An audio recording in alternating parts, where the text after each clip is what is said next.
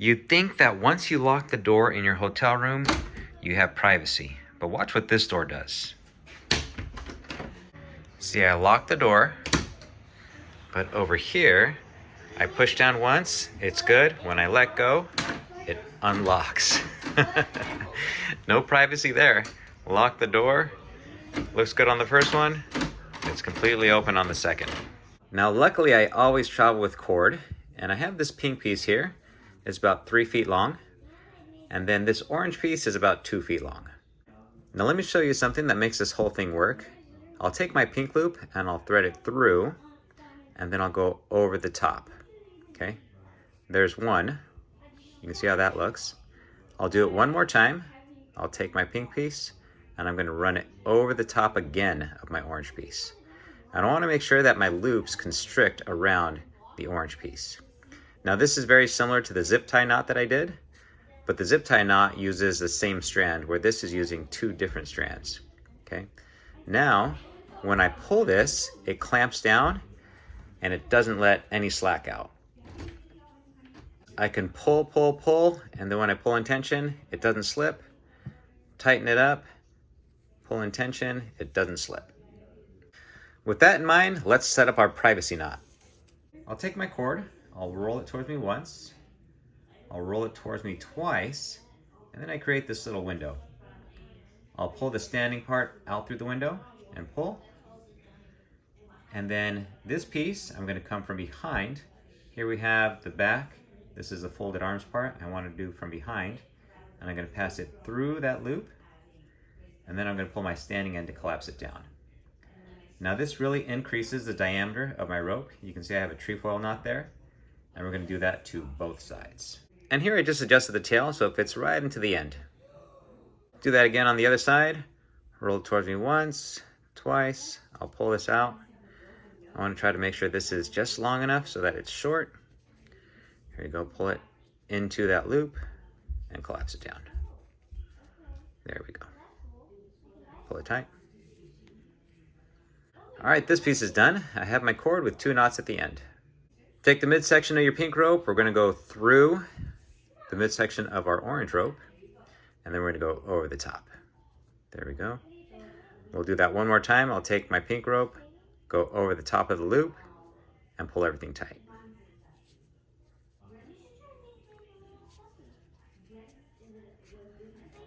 There we go.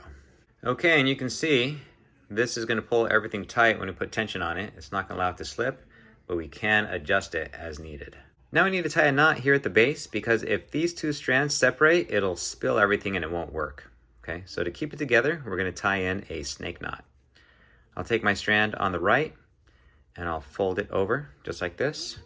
Okay, I'll do the same thing, just opposite mirror image with the strand from behind. And now I'll take this strand, I'm going to run it through this window here. And then this strand is going to poke through away through the same window. On the other side, of course. Okay, and now I'll pull this tight. Okay, there it is. We have our zip tie on this side, our snake knot on this side. Okay, we'll take our 2 knots and we're going to tuck them into the strike plate.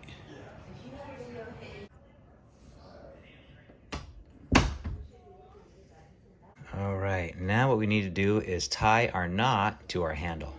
What we'll do is go around 1 complete turn. There we go. And so what I have is my 2 strands on the outside, and I have this 1 strand here that completed the turn. I'm going to pick this strand up and I'm going to do an overhand knot underneath it.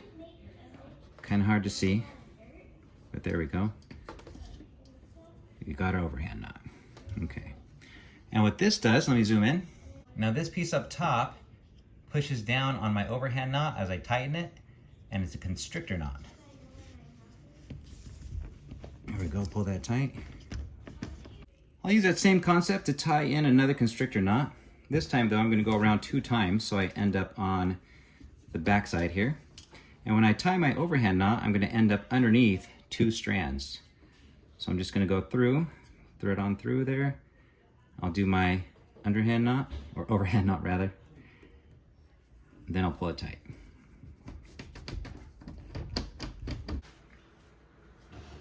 So I got plenty of room on my loop here. I'll take it and I'll place it inside the strike plate.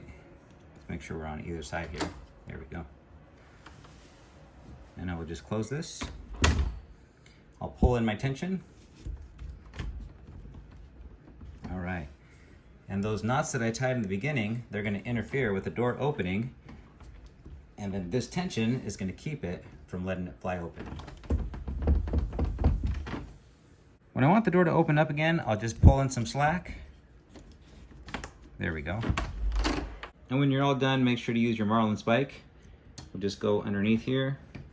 There we go. These are for rope working, and it lets you take apart what you did very easily.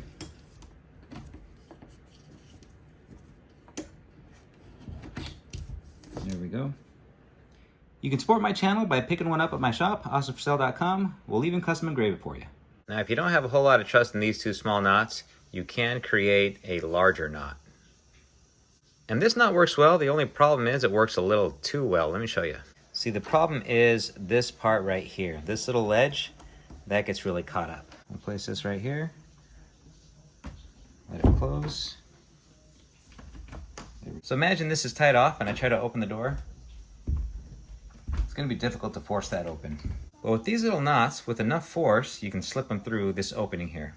The only problem is if your knot is too tight inside the strike plate, it can be difficult to open it up, even when it's not tied. Okay, I'll show you how to tie that knot. I'll match up my ends. I'll find the center point and I'll place it right here on my finger.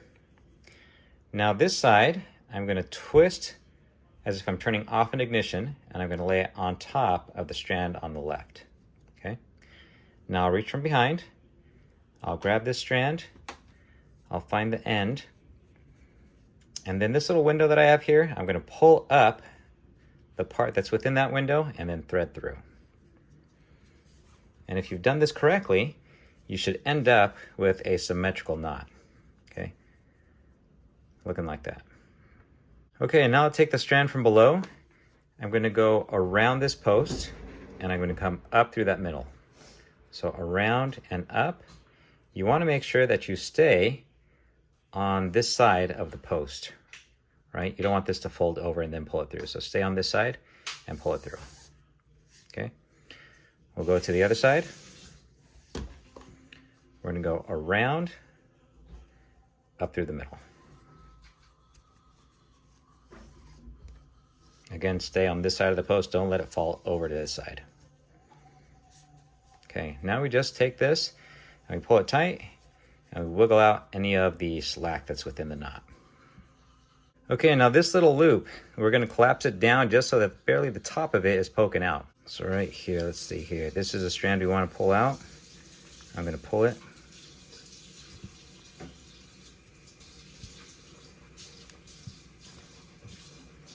I'll just pull it down until I get to the bottom.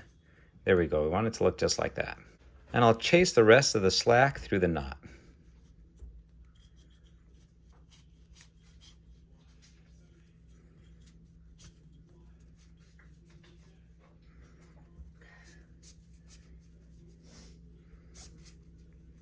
There it is, a comparison with the paracord version.